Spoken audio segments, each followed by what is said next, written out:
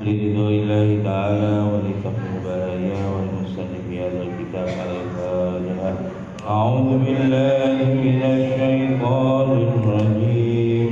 بسم الله الرحمن الرحيم.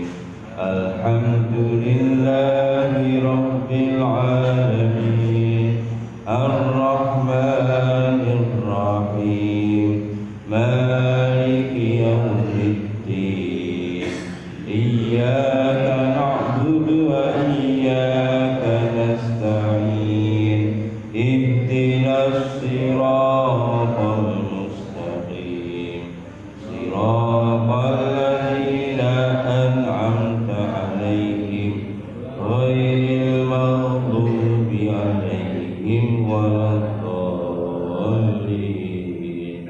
آمين.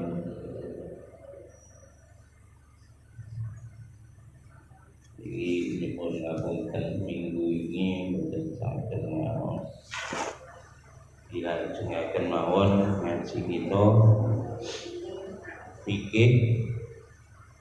Beberapa waktu lalu kita bahas tentang haid, nifas, dan milad istihadah. Haid, nifas, dan istihadah. Beberapa waktu lalu mau dijelas nih paling sidik haid niku 24 jam minimumnya. Darah haid keluar itu adalah 24 jam. Kalau kurang dari 24 jam itu tidak dihitung sebagai darah haid, tetapi istihadah, makanya wajib sholat. Waksaruhu, dan paling banyak itu adalah khamsata asyara yauman. Demikian juga yang paling banyak atau maksimumnya haid itu adalah 15 hari. Makanya kalau darah keluar lebih dari 15 hari segera mandi, kemudian sholat. Kemudian umumnya wa ghalibu situn aw sabun, umumnya antara 6 atau 7 hari itu haid yang normal bagi. Ini umumnya. Ya itu sing 8 itu susah. Tapi umumnya mentok gitu. Berikutnya wa qalun nifasi lahdatun. Jadi paling minimum nifas itu adalah lahdatun. Jadi 1 tetes. Itu kalau nifas. Karena ada orang yang melahirkan tidak keluar darah, hanya beberapa tetes saja. Waksaruhu, dan paling banyak situna yauman 60 hari. Artinya kalau wong bayi kok mboten ngetokne gede, bar bayi ngejang adus ya jang sok. Enten wong bayi mboten ngetokno gede. Apa yang Mbak niki nembe wingi kula dilapuri. Wong bayi mboten ngetokne gede. Soale napa dioperasi. Dioperasi langsung resik mboten ngetokne gede. Nggih enten dioperasi ngetokne gede. Contoh niku, jadi niku nak resik nglairne dalam posisi ngoten niku nggih langsung bar niku adus. Aduse niate lho. Sika adus wiladah. Nggih wingi nak ngetokne bayi niku asline wajib aduse ping-ping. Siji adus wiladah, loro nggih adus nifas. Langsung sholat. Kemudian itu minimumnya nifas, sekali lagi 1 tetes. Paling banyak 60 hari. Nek wong bayi ngetokne getih lewat saka swidaki niku cepet hari ke-60 atau 60 kali 24 jam segera mandi, kemudian dibersihkan itu, kemudian sholat. Kalau masih keluar darah nggih disumpeti, ini kan wonten bersampean. Wonten softtek maupun dan ini terus Wa ghalibuhu arba'una yauman. Umumnya orang nifas bagi perempuan setelah melahirkan itu adalah 40 hari. Berikutnya Mbak, wa qalu tuhri bainal haidataini khamsata asyara yauman. Minimumnya suci di antara dua haid. Jarak antar dua haid itu adalah 15 hari. Nah, kurang dari 15 hari berarti darah itu masuk dalam kategori darah istihadah. Lah ini hati-hati ibu-ibu ini pun kula peseni bapak iki. Nak metu haid tanggalane dibunderi jame ditulis. Dikira-kira jame. Tanggal niki jam sampeyan. Soalnya jagane ngeten iki. Makanya nak kurang dari 15 hari sucinya, maka dia kena hukum istihadah. Berarti darah yang kedua yang tadi muncul itu sebagai darah istihadah. Dia tetap harus mandi napa mboten? Nggih mboten mandi, Pak. Karena kurang dari 15 hari. Kemarin kan begitu mampet yang pertama kan sudah mandi. Ini nggak perlu mandi karena dia pada waktu itu sudah tahu kalau ini adalah darah istihadah. Berarti ketika waktu sholat tetap sholat seperti biasa, dibersihkan tempatnya, kemudian dijaga supaya tidak bocor, kemudian dia sholat. Karena dia masa antara dua haid kurang dari 15. Ini contoh Pak, kalau itu wong wedok misalnya 5 menit cucuk darai mana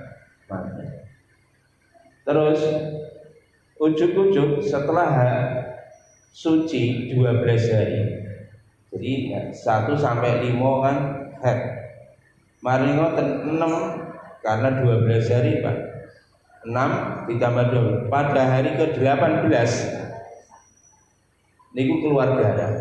Jadi kan jedanya hanya 12 hari. Maka darah yang keluar di hari ke-18 itu bukan darah haid. Itu namanya darah istihadah. Nanti dia tidak perlu mandi, Pak, tapi tetap sholat karena dia pada posisi istihadah. Misalnya, Pak, itu keluar lagi 5 hari. Jadi tadi 5 hari pada hari ke-18 dia keluar lagi 5 hari. Berarti tanggal 23 ya, ditambah 23. Maka setelah tanggal 23 ini kok terus berhenti terus, Pak. Dan berhentinya lebih dari 15 hari. Enggak haid lebih dari 15 hari. Berarti tadi yang dihukumi haid berapa hari? Yang dihukumi haid adalah seperti ini kalau sampai ini menurut kebiasaan. Menurut kebiasaan. Makanya kalau kebiasaannya misalkan 6 hari haidnya, berarti tadi yang dihitung adalah tanggal 1 sampai tanggal ke-6. Loh Pak, tanggal 6 itu kan enggak keluar darah. Iya, tapi tetap itu dihukum sebagai darah. Dia harus ngodok sholat enggak? Kalau dalam posisi semacam ini enggak perlu ngodok sholat. Soalnya apa? Karena dia adalah lewat tadi kan pada waktu hari kelima yang pertama, dia berhenti, haidnya berhenti, otomatis kan mandi, kemudian sholat. Berarti sholat. Tadi ketika haid yang kedua, haid tanda petik istihadah ya, darah karena masa sucinya kurang dari 15 hari, dia keluar darah lagi 5 hari, maka yang 5 hari yang kedua juga tidak dihitung. Kenapa? Karena dia pada posisi istihadah dan dia tetap sholat. Ya kalau ngeten ini enak. Jadi tidak perlu qadha sholat. Jadi Nak bilang jelas boleh bertanya kepada saya, ibu-ibu, bapak-bapak oleh. Nah ibu-ibu mungkin langsung tak kontak kok penggeni ibu ini ada. Jadi antar perempuan mau. Nah cinta kok bapak-bapak nyauri. Pun, ini gue caranya ngoten. Ini nak kira jelas ini rada perlu penjelasan dewi perkara hak. Wala hadda li aksari, dan tidak ada batasan maksimumnya suci. Kalau minimumnya suci ada batasan, yakni 15 hari. Demikian juga paling banyaknya suci. Lah ini tidak ada batasan. Wala hadda li aksari. Terus berikutnya Pak, wa aqallu zamanin tahidu fil bar'atu tis'usinin niki. Paling minimumnya umur seorang wanita itu haid adalah 9 tahun. Niki menurut penelitiannya Imam Syafi'i di kala itu. Kemungkinan hukum niki mestinya harus ditinjau ulang. Karena pada hari ini wong itu haid bisa jadi kurang dari umur 9 tahun. Kalau fatwa Imam Syafi'i yang dahulu, hasil penelitiannya Imam Syafi'i, kalau wanita keluar darah sebelum umur 9 tahun itu bukan dihitung sebagai darah haid tetapi darah istihadah, sehingga dia tetap wajib sholat. Tetapi bukan wajib sholat karena dia walaupun keluar darah tidak dihitung haid, maka dia pun juga dikatakan belum balik kalau belum berumur 9 tahun. Itu fatwa yang terdahulu dari Imam Syafi'i. Makanya kalau sekarang mungkin perlu dikaji ulang. Karena sekarang sudah bisa dibuktikan secara medis. Secara medis bisa dibuktikan seseorang itu haid atau karena penyakit. Itu begitu. Wallahu a'lam bishawab. Iki bagiane para ulama-ulama fikih. Kula mboten ulama fikih. Kula saja mau menyampaikan aja. Masya Allah. Itu kenapa kok Imam Syafi'i menyampaikan paling sedikitnya adalah umur 9 tahun? Ini adalah hadis takdir bil haid wan nifas wa shawar. Ini adalah aturan tentang haid dan nifas menurut hasil perhitungan atau penelitiannya ulama-ulama yang terdahulu. Demikian juga ada dasar dari Nabi rawahu Abu Dawud wa waihi an Ummu Salamah radhiyallahu anha kana nufasa'u tajlisu ala ahdi Rasulillah sallallahu alaihi wasallam arba'ina yauman mahmulu alal ghalib wa huwa la yamfi azyada. Ini terkait dengan masa nifas 40 hari tadi. Dulu orang-orang wanita yang nifas duduk pada zaman Nabi sallallahu alaihi wasallam selama 40 hari. Artinya menurut riwayat Ummu Salamah juga bahwa kebanyakan wanita-wanita yang ada di Arab pada saat itu, pada zaman Nabi sallallahu alaihi wasallam itu nifasnya selama 40 hari. Itu begitu. Walaupun Ummu Salamah meriwayatkan seperti itu, tetapi Imam Syafi'i melakukan penelitian, hasil penelitiannya ternyata maksimumnya 60 hari. Artinya kalau lebih dari 40 hari ya tetap dinamakan sebagai nifas. Walaupun Ummu Salamah meriwayatkan di dalam riwayat Abu Dawud bahwa pada zaman Nabi wanita-wanita kebanyakan 40 hari, tetapi tidak menafikan apa yang difatwakan oleh Imam Syafi'i. Hanya menunjukkan bahwa kebanyakan wanita nifas itu kurang lebih selama 40 hari. Dan itu terkait dengan riwayat dalil naklinya. Kemudian berikutnya wa qaulul hamli sitatu asyhurin. Ini Pak, minimumnya waktu hamil bagi seorang perempuan adalah 6 bulan. Minimum waktu hamil itu adalah 6 bulan. Wa aksaruhu, dan maksimumnya adalah arba'u sininan. Maksimum masa kehamilan itu 4 tahun. Oh aneh, ya oke, ngeten iki.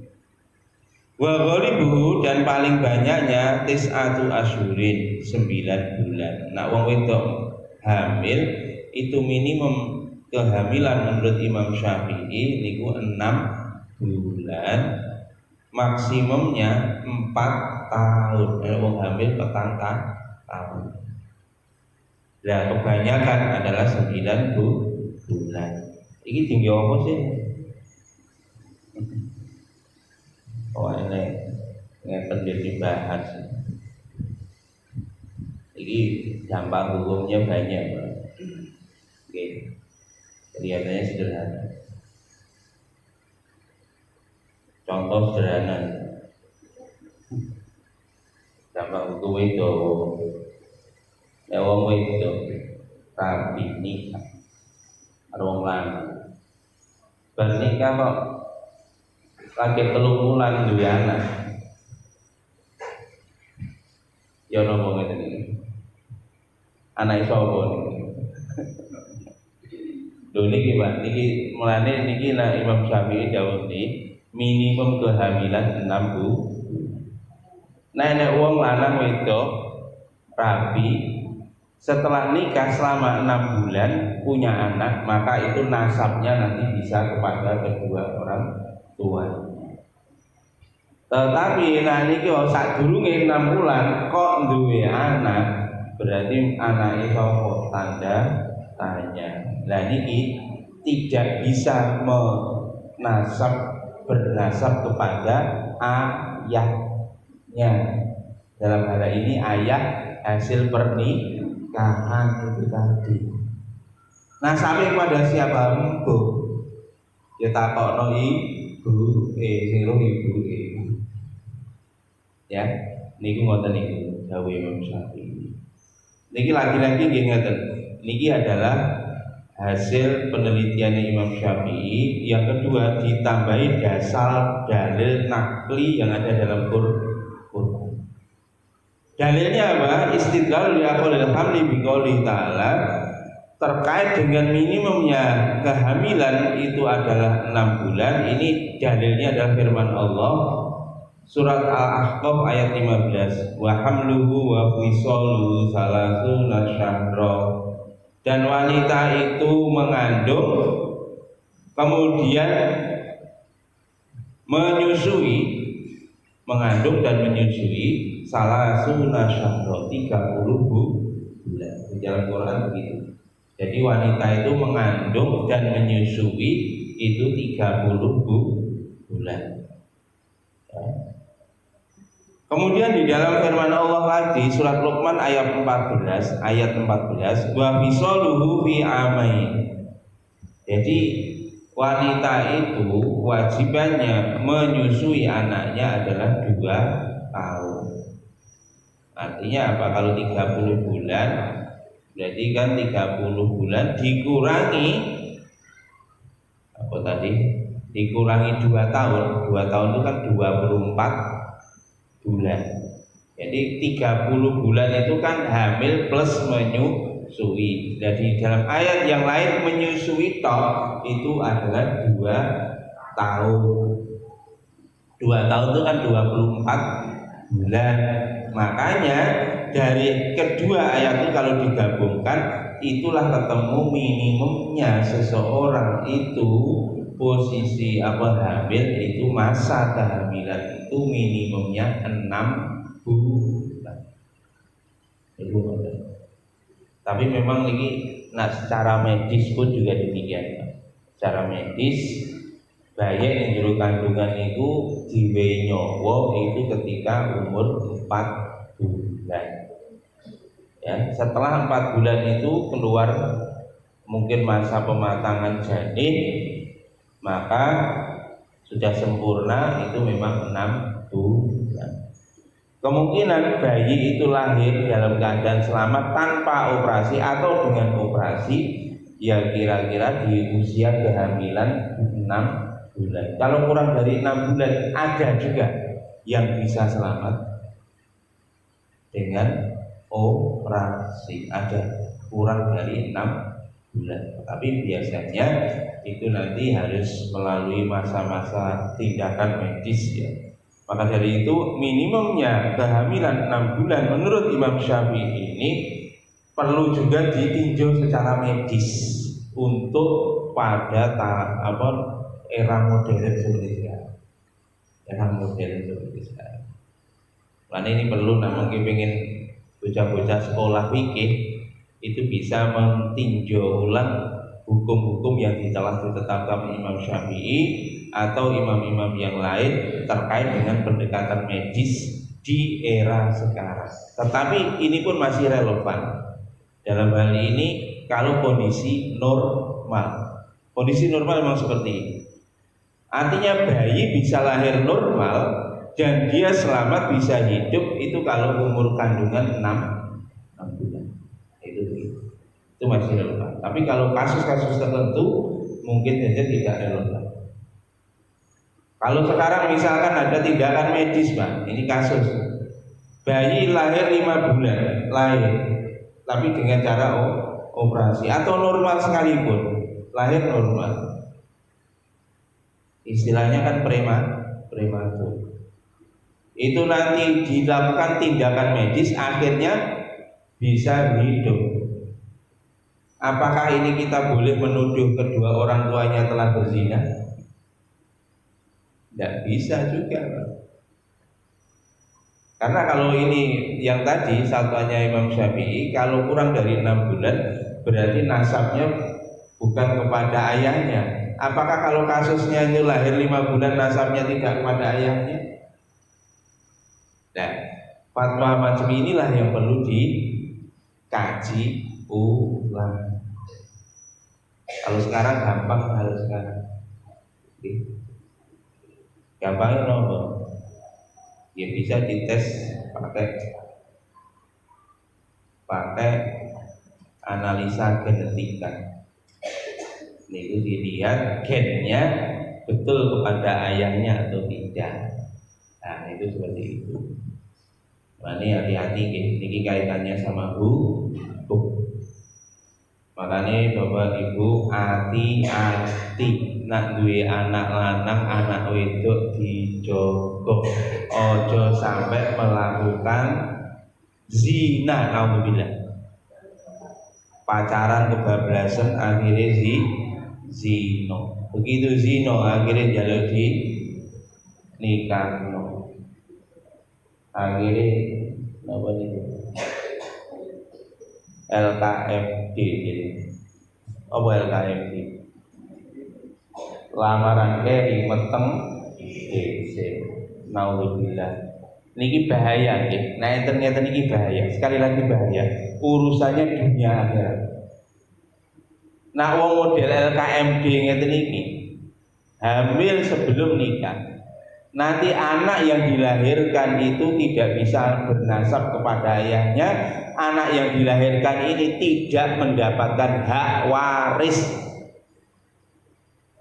Hati-hati. Ayah mau lahir anak wedok. Ini ki ayah niku wau, ayah sing mergo ijab kabul bar nikah. Hati-hati, ijab kabul bar nikah. Hamile niku sadurunge ijab kabul. Ayah ini nanti nak metu lahir anak wedok, bapak ora iso dadi wali ini. Pak, upama niki disembunyikan ben wong tuane waleni. Lah niki bahaya lagi, Pak. Nikahnya jadinya tidak sah. Nak nikah tidak sah akhirnya anake zina mana? Tumpuk pinter niku zina. Nauzubillah billah. Mulane aja nyun sewu niki. Pacaran niku ulai setan iblis laknatullah. Mulane ora usah pacaran. Langsung rabi mawon. Ya tenan kula niki lho, urip niku ora pernah ngrasani pacaran niku. Ngrasani pacaran niku bar ijab kabul lagi pacaran. Lho temen kula mboten pernah Pak pacaran. Lho sampean kok gak pernah ngesir cewek. Ya nak ngesir iki jenenge wong lanang normal ya ngesir to nek wong wedok ayo lewat nggih. Tapi niku ya ora kok pacaran naudzubillah nih. Gusti Allah dawuhe teng Quran wala taqrabuz zina. Aja nyedhek-nyedheki zina, nyedhek mawon mboten oleh. Jarine nyedhek gak oleh nak numpak oleh iki sepur jarine ngono. Wah, ngawur mboten ngoten. Nyedhek ora oleh apa meneh zina. Nggih. Makanya hati-hati, nanti anak wedok dijogo, dibuntel, nanti anak wedok niku koyo jambu niku lho. Jambu niku lagi brongsong niku ora dipangan cocok. Tapi nak diler jambune delok cocok ra karo-karoan. Wong sakniki cocote pinter-pinter, Pak. Blas. Mulane ngati-ngati nggih iki pesen itu sampai pacaran. Masyaallah.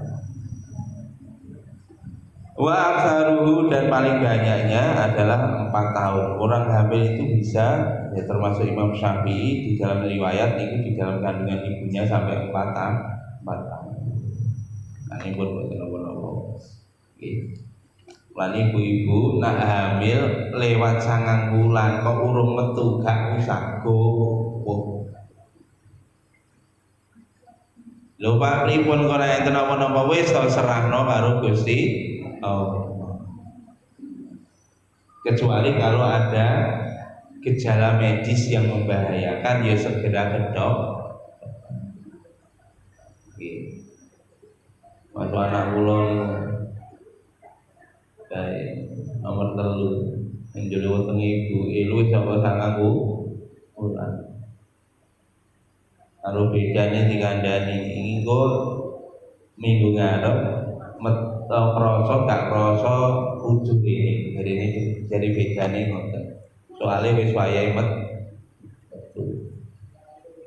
Mulai kula omongi bojo kula, meneh gak usah mara ning bedan sadurunge kon krasa. Tak wali ngono. Bedane ngomong minggu ngarep krasa gak krasa rene. Soale wayahe metu. Kula langsung ngomongi wali ngono. Meneh gak usah rono sadurunge krasa. Temen Pak akhire krasane niku begitu wis bulan ke 10 bulan lebih 2 hari nah itu. Niku lagi rasa alhamdulillah Pak lahir normal.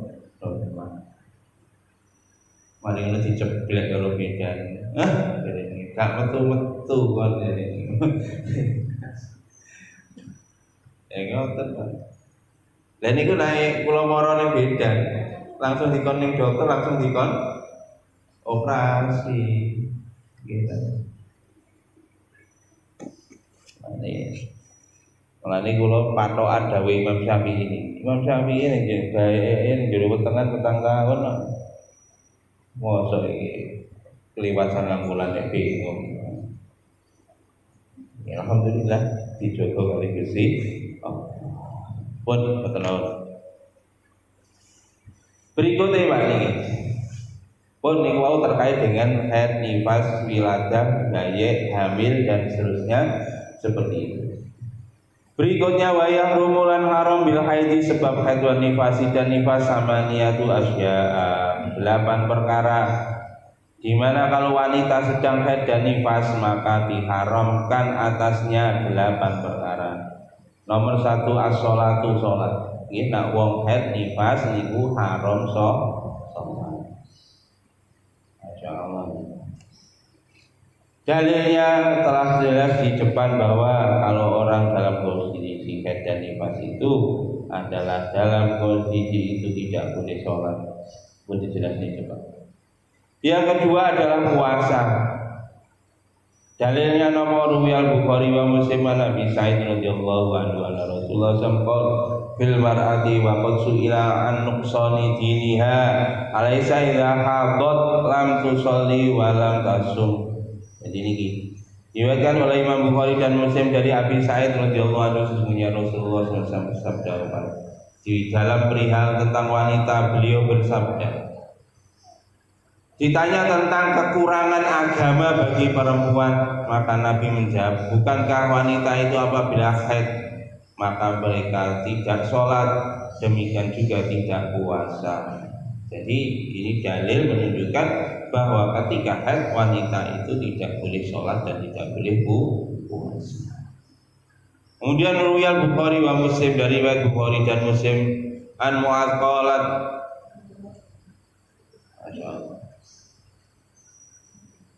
qultu ya an Mu'adz dari Mu'adz bertanya,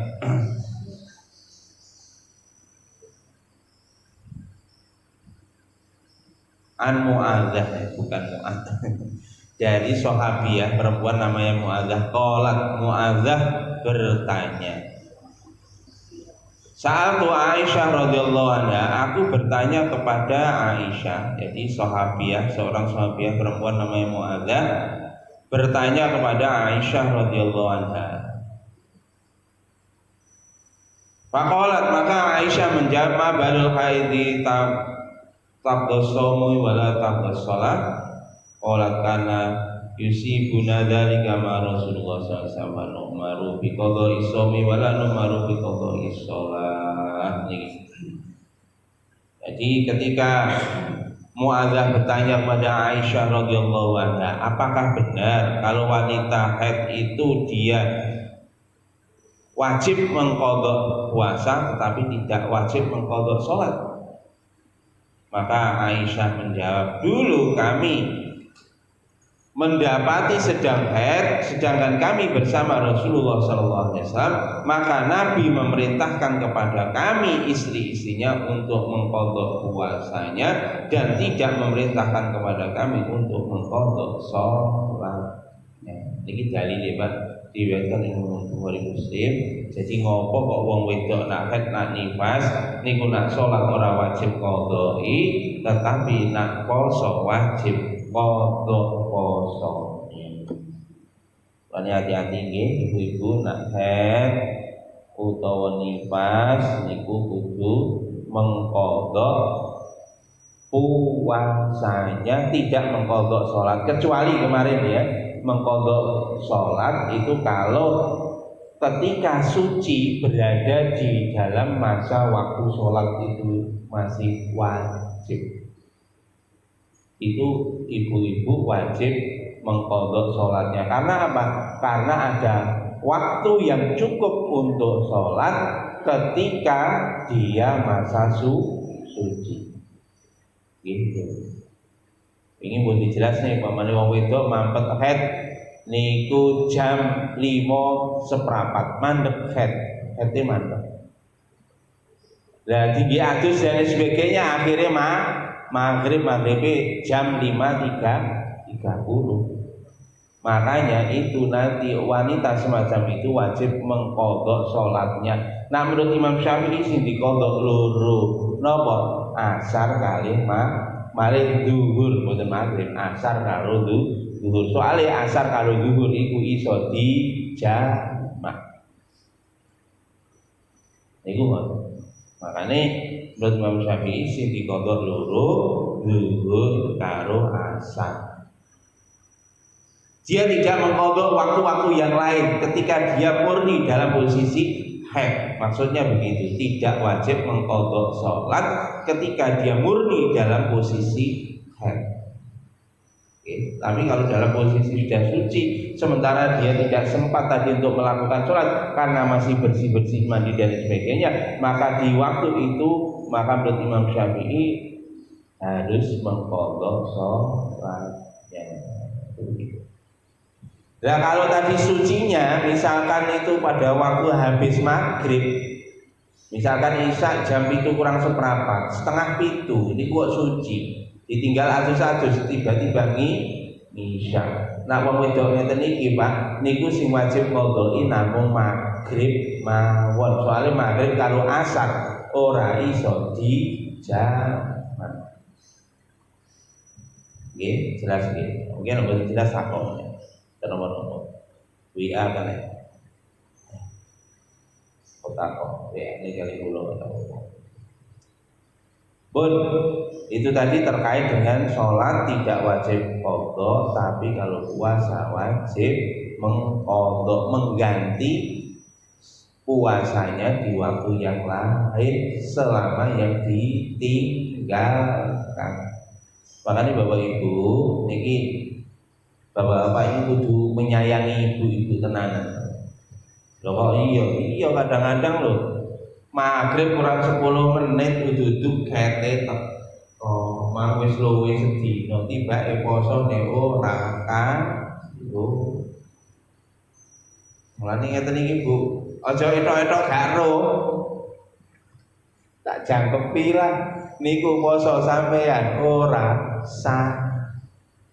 Makanya bapak-bapak kudu ngerti, ibu-ibu nggih misale niku mau maghrib jam 5.30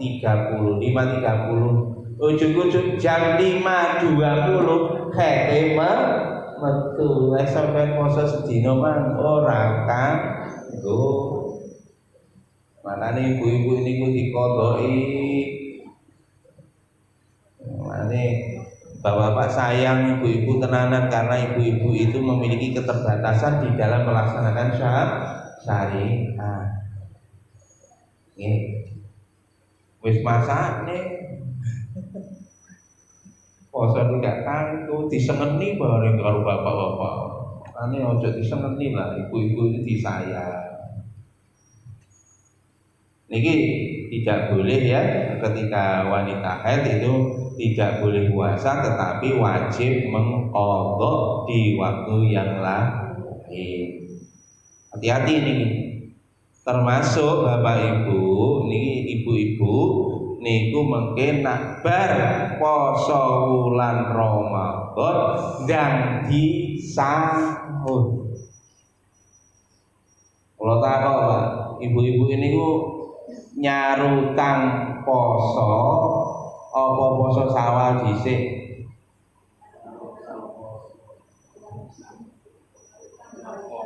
Ayo. Saiki poso sawal apa nyarutang poso dhisik? Niku nggih ibu-ibu nyun sewu, nak bar riyaya niku nomor 1 bayar utang poso. Krana napa nyarutang niku fardhu hukume. Nah poso Syawal niku hukume sunah. Makane sunah aja dikalahne karo makane sing didhisikne niku poso fardhu, yakni nyabayar utang. Aja tiru niki. Makane ibu-ibu, larang ini lah saumur urip enggak pernah poso Syawal. Poso Syawal niku wektune sawulan. Makane ibu-ibu naik niko bariyoyo niko yo ndang poso Syawal ndang dibayar utange, lunas bayar utange jenengan poso Syawal. Ngoten carane. Pak, mboten sempat pripun? Iki nang ngendikane guru kula. Mboten sempat pripun, gak mari nyarutang 6 dino, utange lho 10 dino. Akhire nggih kula 10 dino bar niku kok males aja poso Syawal. Nah ngendikane guru kula Pak, masih yo mbok niati poso fardhu iku ngono awakmu wong wedok wis oleh barokahe poso Syawal. Tapi ingat, tidak boleh diniati dua Pak ya. Fardhu sama sunnah tidak boleh didobel niate.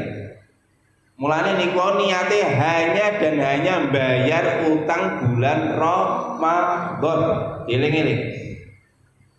Niatnya hanya bayar utang, tetapi ibu-ibu sudah dapat fadilahnya puasa Syawal.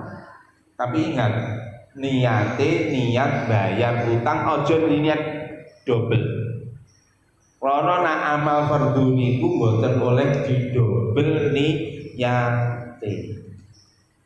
Nak amal sunat niku oleh didobel Pak niate.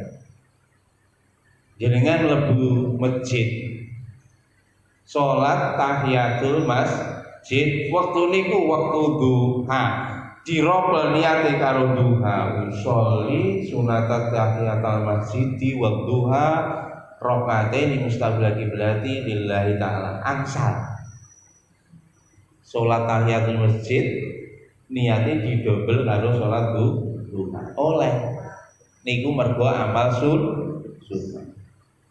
Jenengan nggih ngoten poso Syawal niate poso Syawal jenengan dobel karo poso Senin Kemis kok kepaan dina Senin poso Syawal kepaan dina Senin diniati poso Senin pisan tapi niki dapat pahala nak awake dhewe memang wis rutin biasa poso Senin ke Kemis niku mengke langsung dapat pahala 2 poso Syawal karo Senin Kemis.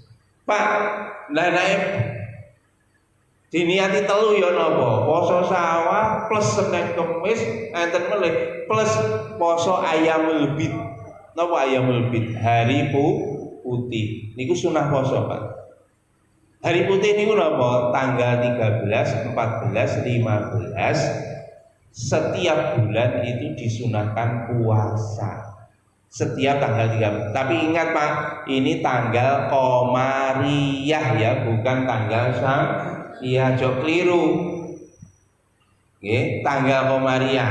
Didelok nggih, tanggal Arab. Nggih, tanggal 13, 14, 15 iki poso padang bulan. Soalnya niki pas tanggal bulan ini tanggal 13, 14, 15 itu sunah puasa. Lah nek ngeten iki wis poso Syawal, Senin Kemis plus meneh poso Ayyamul Bid. Diniati 3 mboten napa. Tetapi nak poso fardhu mboten oleh didobel niate. Usolli fardhu zuhri misalkan wa tahiyatul masjid gak oleh. Salat zuhur ya zuhur tok. Iling-iling niku nggih. Makane Bapak Ibu mungkin bar Ramadan aja poso Syawal ibu-ibu tapi langsung bayar utang. Nah utange niku kait mung 3 dina berarti sik bonus 3 dina diniati poso Syawal. Sing 3 dina hanya diniati bayar utang. Berikutnya wa qiraatul Qur'ani wong wedok niku nak haid lan nifas niku mboten oleh maca Qur'an. Mboten oleh. Ruya Ibnu Majah an Ibnu Umar radhiyallahu anhu qala Rasulullah sallallahu alaihi wasallam la yaqra'ul junubu wal haidu syai'an minal Qur'ani. Nabi sallallahu alaihi wasallam bersabda diriwayatkan dari Ibnu Umar, jangan membaca Al-Qur'an bagi orang yang junub dan orang yang haid. Ya. Tidak boleh membaca syai'an minal Qur'ani. Jadi Quran satu surat atau potongan ayat itu pun tidak boleh. Syai'an itu bagian dari Quran.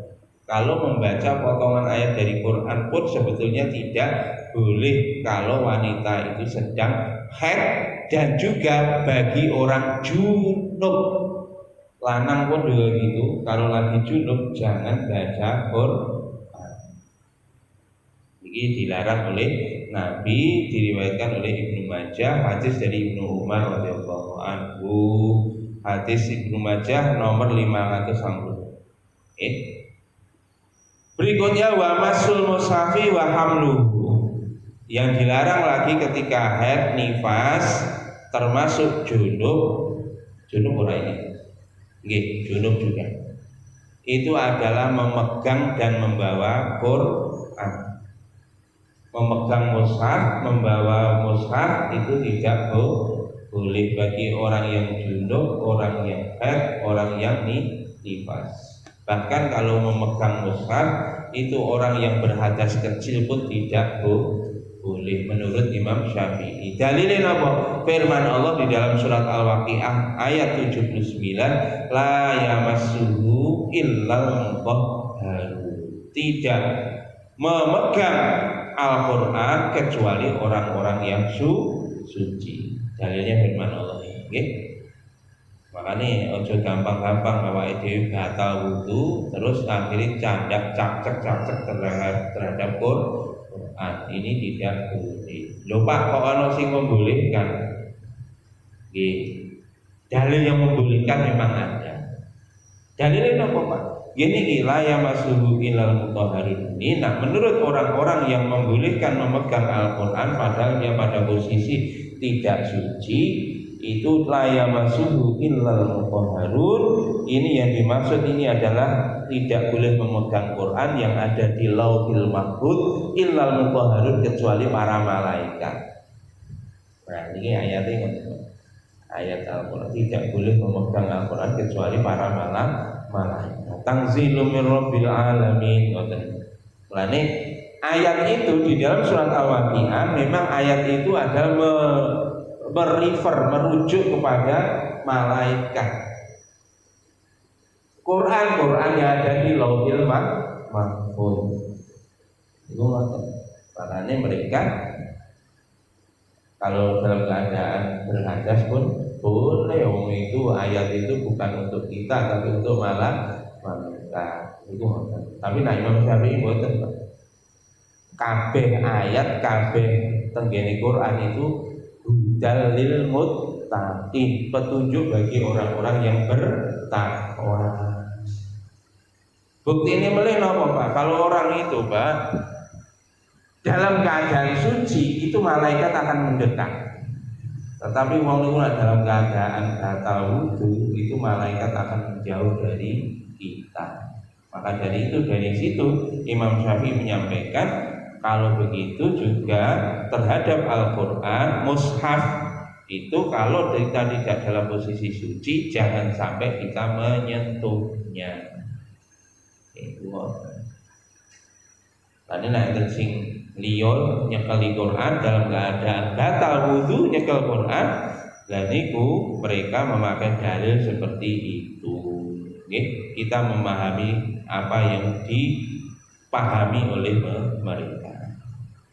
Wa qauluhu sallallahu alaihi wasallam la yamasal qur'ana illa tahirun. Ini diriwayatkan oleh Daruqutni secara marfu dan Imam Malik di dalam kitab Muwatta secara mursal bahwa Nabi menganjurkan Allah yamasal Quran supaya tidak memegang mushaf Al-Quran illa tahirun kecuali orang yang suci. Ini adalah dalil secara hadis, dalil Qur'annya di dalam surat Waqiah 79, dalil secara hadisnya itu adalah diriwayatkan oleh Imam Daruqutni dan juga Imam Malik di dalam kitab Muwatta bahwa Nabi SAW pernah menganjurkan kepada sahabat untuk tidak memegang Quran kecuali pada kondisi suci.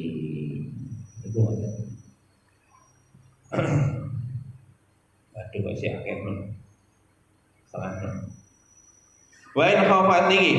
Kemudian berikutnya wanita yang lagi haid nifas tidak boleh lagi bahwa dukhulul masjid, tidak boleh masuk masjid. Wong wedok nak haid lan nifas itu tidak boleh masuk masjid. Tapi catatannya in khafat talwisahu, jika masuk masjid tadi mengkhawatirkan darahnya berceceran di masjid. Wa ila fayahrumu 'alaiha al-muksu. Kalau tidak, artinya dia tidak khawatir darahnya murat marit di masjid, maka masuk masjid masih boleh, tetapi haram untuk diam di masjid. Mlebu masjid terus iktikaf lungguh meneng niku haram kalau posisine haid lan nifas. Nggih, dieling-eling. Mlebu masjid oleh, kalau tidak khawatir darahnya ngotori masjid. Ya, cuma catatan masuk masjid hanya untuk keperluan tertentu, setelah itu keluar, bukan untuk tinggal di dalam masjid untuk beberapa saat ini. Masya Allah. Niki ana apa dalile? Ana Aisyah radhiyallahu anha Rasulullah sallallahu alaihi wasallam qala la uhillul masjida li haidin wala li junubin. Nabi SAW bersabda, tidak halal masjid itu dimasuki oleh orang yang haid dan orang yang junub. Ini juga berlaku untuk orang yang junub, hadas besar, tidak boleh masuk ke dalam masjid dan diam di dalam masjid. Itu hati-hati. Diriwayatkan juga oleh Imam Muslim dan selainnya, Aisyah radhiyallahu anha qala li Rasulullah sallallahu nawilnil al-khumrata minal masjidi faqalat inni haidun faqala inna haidotaki laisat fi yadiki. Niki dalil yang membolehkan seorang wanita itu masuk ke dalam masjid ketika haid. Itu adalah dalil diriwayatkan oleh Imam Muslim, tapi catatannya masuk masjid bukan untuk tinggal diam di dalam masjid, yang satu. Yang kedua, masuk masjid tidak mengkhawatirkan darahnya berceceran di masjid. Itu boleh masuk masjid. Ini dalilnya dari Aisyah radhiyallahu anha berkata, dulu Nabi SAW berkata kepadaku, ambilkan sajadah saya dari masjid. Jadi di dalam rumah Nabi itu memerintahkan kepada Aisyah, wahai Aisyah, tolong ambilkan sajadah saya di masjid. Maka Aisyah menjawab, ini haidun, sesungguhnya aku lagi haid ya Nabi. Maka Nabi bersabda, inna haidotaki laisat fi yadiki, sesungguhnya haidmu itu tidak berada di tanganmu. Kan yang ngambil itu kan tanganmu. Jadi akhirnya Aisyah masuk ke masjid, kemudian mengambil sajadah, diserahkan kepada Nabi. Itu dalilnya, sehingga wanita itu masuk masjid ketika lagi haid boleh, tapi catatannya dua. Nomor satu, dijamin masuk masjid darahnya tidak berceceran di masjid. Nomor satu. Nomor dua, dia tidak tinggal di masjid hanya untuk keperluan tertentu, ambil dan segera keluar. Jelas Bu ya? Ini ibu-ibu kudu paham. Nggih. Nah ini nak ayat khususnya seperti itu. Demikian juga di dalam riwayat Nasai, an Maimunah radhiyallahu anha qalat wa taqumu ihdana bil khumrati ilal masjidi fatabsutuha wa hiya haidun. Ini dari riwayat Maimunah radhiyallahu anha, salah satu istri Nabi sallallahu alaihi wasallam. Maka salah seorang di antara kami, istri-istri Nabi, itu membeberkan sajadah di masjid untuk Nabi, sedangkan kami adalah pada posisi haid. Kalau tadi Aisyah disuruh Nabi mengambilkan sajadah untuk dipakai di rumah, di dalam riwayat yang lain, istri-istri Nabi yang lain itu datang masuk masjid bersama dengan Nabi, beber di sajadah, Nabi sholat di dalam masjid, setelah itu istrinya keluar. Pada saat itu posisinya lagi haid. Jadi ini dalil, sekali lagi, wanita boleh masuk masjid ketika posisi haid. Itu syaratnya dua. Satu, menjamin bahwa darahnya tidak mengotori masjid. Yang kedua adalah dia masuk masjid hanya sekedar untuk keperluan tertentu dan langsung keluar dari masjid. Jangan diam tinggal di dalam masjid untuk beberapa saat. Oke, jelas nggih. Berikutnya yang tidak boleh lagi bagi wanita yang haid dan nifas adalah tawaf. Kemudian berikutnya, maaf Pak, Bu, itu berhubungan suami istri. Yang saya lupa, nak ibu-ibu haid di empet. Oke, haid bareng gitu. Ora oleh digarap niku reget to.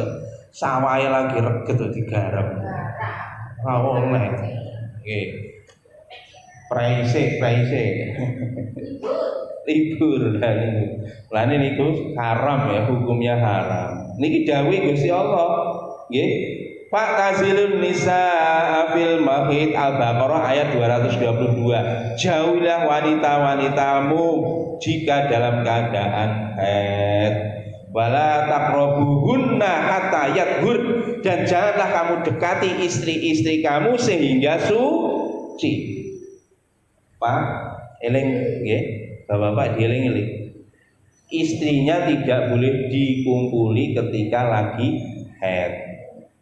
Pak, lho niki haite pun mari lho, Pak. Tapi dereng adus, oleh apa ora? Ora oleh. Adus dhisik. Bar adus suci lagi dikumpuli, karena dawuhnya Allah begitu. Wala taqrabuhunna hatta yathur. Janganlah kamu dekati wanita sehingga suci. Nah urung adus iku urung suci. Fa'idza tatoharna fatuhunna min haitsu amarakumullah. Apabila istri-istrimu sudah suci, maka gawilah mereka sesuai yang diperintahkan oleh Allah.